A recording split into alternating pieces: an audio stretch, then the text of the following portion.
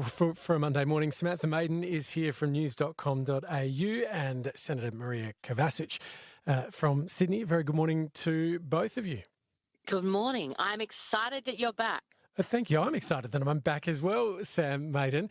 Just talk to us about this speech. Why has it made so many headlines? It had a lot of historical references in it to the Curtin era. It is, of course, the Curtin speech. And in many ways, he's the man that's remembered, respected for creating Australia's alliance with the United States.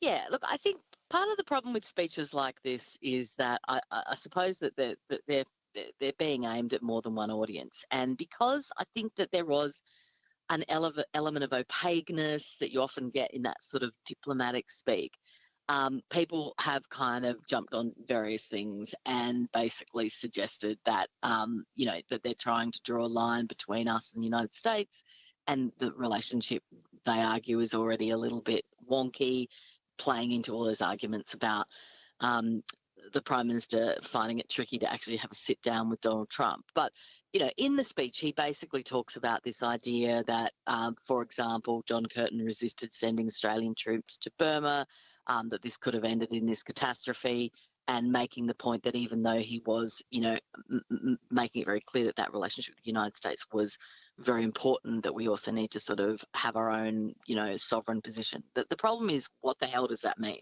right? And I think it is a bit confusing. He's obviously, going to have some big meetings with China this week. And so people are just a bit confused, I think, about what it all means. Obviously, his critics are jumping all over it to say that it's a misstep. But I actually think part of the problem is that it's just speaking in riddles. And I think that can be very dangerous in terms of playing into the hands of your critics. Senator Maria Kovacic, is there any problem that you see with this speech and the contents of it? Yeah, look, I agree with Sam. It's a very confusing speech in terms of what is your purpose and what message are you trying to send. And not only is the content a problem, the timing is a real problem. We've got the US administration making decisions at the moment in relation to tariffs. It came out this morning that, some letters are coming out. We don't even know whether we're getting a letter. We don't know whether we're exempt from getting a letter. We don't know what is going on. And the reason we don't know what is going on is because our government and our Prime Minister don't know, because they don't have the strength of relationship with the United States that they should have. We're some 245 days since President Trump was elected, and our Prime Minister is yet to meet with him face to face. We need to understand why that hasn't happened and how that impacts. And to actually have this speech come out in such a sort of confusing sort of messaging in the week that there's going to be an announcement about tariffs, I don't think is particularly great judgment. I've read the speech. What's confusing about it to you? I mean, he's just saying, isn't he, that at the centre of Australia's strategic relationships is our alliance with the United States. That remains, but that we need to be alive to the different strategic realities in our region, and in that sense, more independent. And couldn't you argue that that's actually what Donald Trump has asked of America's allies, to stand on your own 2 feet a little bit more rather than rely on America to bail you out all the time? Well, I think it's more of an anecdotal message rather than a clear message about what you want to do and what you are going to do, and that's what the Prime Minister hasn't done. And let's be very clear, the Coalition wants Australia to do well. We want the Prime Minister to do well in these discussions and negotiations, not only with the US but also with China, who is our major trading partner and one of our neighbours. But it just seems to be this sort of sitting on the fence in the middle, sort of making a bunch of different noises without actually saying what you're going to do and how you're going to do it. Sam Maiden, diplomacy is often delivered in fairly nuanced terms and framing with historical references. Particularly the Chinese government will often use historical reference points to craft messages about what it's doing. Could it also be argued that the Prime Minister's playing a clever game here as a middle power, contending with two very big powers that are taking pretty robust positions on things at the moment, and that maybe it is better for Australia to be a little more in the middle and keep them guessing somewhat? Well, look, I mean, I don't know if America and China is necessarily always completely exercised as their first order issue on what Australia thinks. Not saying that they're not interested, but I'm not sure if they spend a great deal of amount of time staying up at night. The one thing I would say, which is a sort of slightly different but an adjacent point, is, I'm not attracted to the idea that just because Donald Trump has been too busy to meet with Anthony Albanese, that we should be genuflecting, grovelling, running around. I mean, he has basically treated Australia pretty badly. We've got to be honest about that in terms of these tariff decisions. So I'm not necessarily attracted to the idea that we should be grovelling. And just on that, Sam, I mean, would you maybe be a bit relieved if you're the Australian Prime Minister and you don't have to have a face-to-face with Donald Trump, given the way he's excoriated many other world leaders?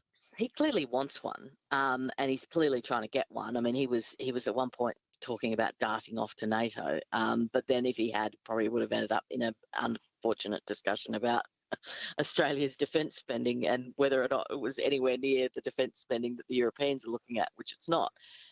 So, look, I mean, he clearly wants a meeting. There's no doubt about that. And I think a meeting is important. But I do think that there is an element of speaking in code and in riddles. And I think, it would be helpful if the Prime Minister came out and was a little bit more explanatory of what on earth he was talking about. It is 16 minutes past 9. You're listening to Mornings on 702 ABC Sydney. 11 degrees here in Parramatta, 13 degrees in Gosford at the moment, and 9 degrees in Cronulla. I'm talking to Sam Maiden from news.com.au and Liberal Senator Maria Kovacic. We heard from Adele Ferguson earlier, another investigation tonight on 7:30 around standards in the childcare system. Maria Kovacic, you've got a range of portfolios. One of them is sort of adjacent to the issues of child safety and protection.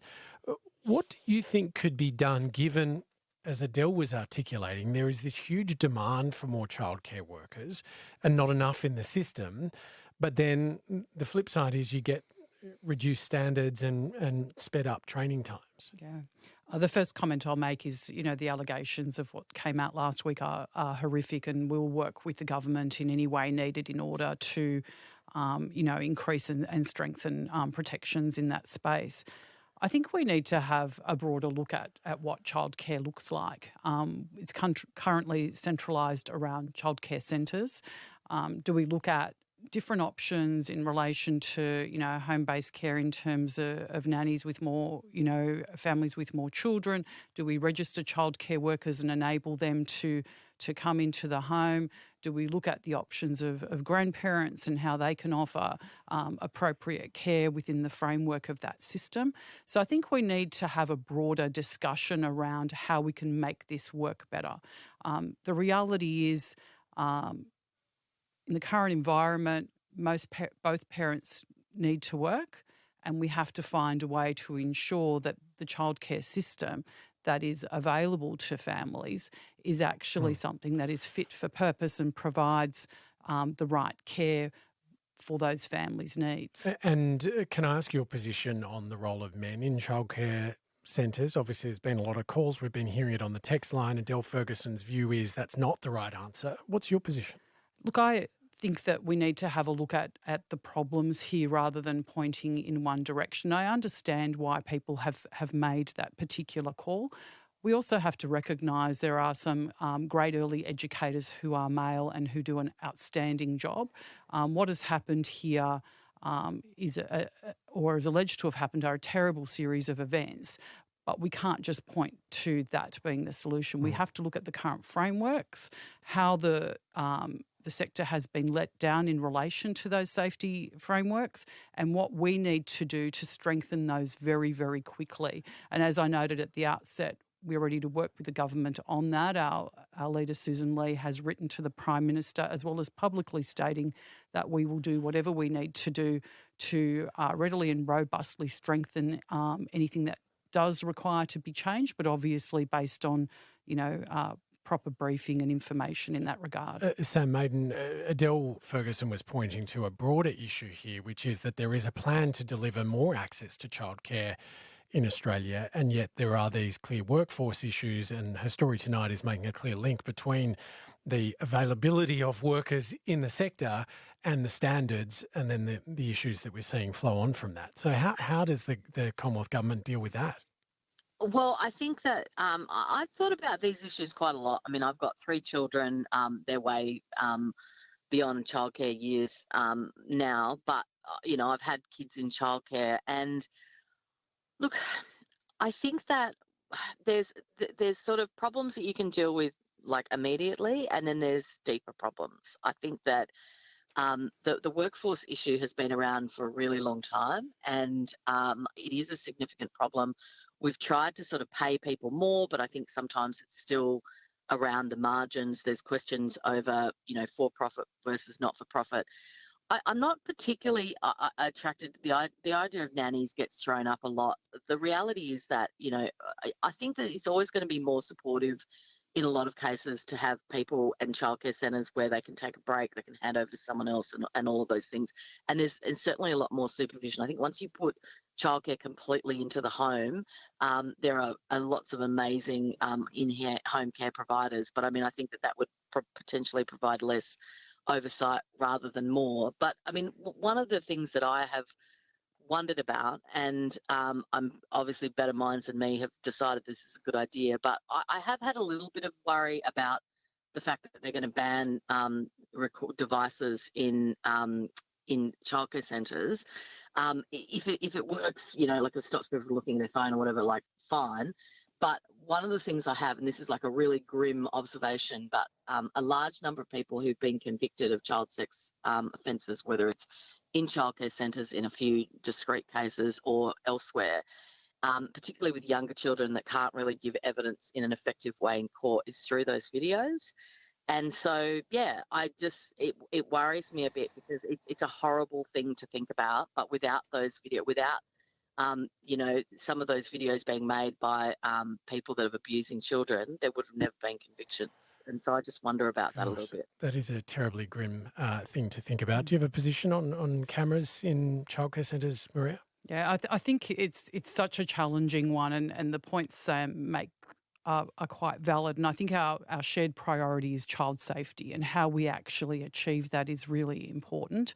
And the reality is that small children, particularly babies, are unable to articulate what has transpired. So what are the mechanisms to ensure their safety and to actually ensure that, we never, ever have to have conversations like this again in relation to the allegations that we've heard last week. I think the other thing, just quickly though, and this is a much broader discussion, is that if you can support people, whether it's the mum or the dad, to stay at home a bit longer to look after their children in the home, we kind of breezily sort of just accept that you need two people in the workforce, they've got to race straight back to work.